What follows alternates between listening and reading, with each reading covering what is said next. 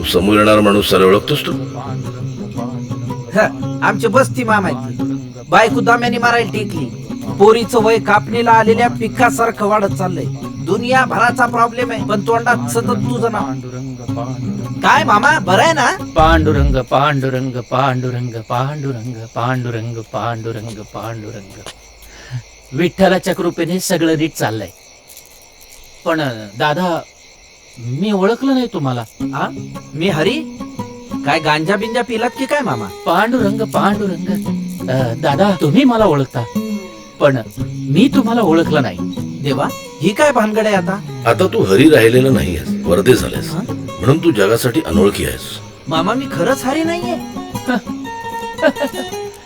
पांडुरंग पांडुरंग पांडुरंगा, यांना बरं कर, सगळं नीट होईल, काळजी करू नका.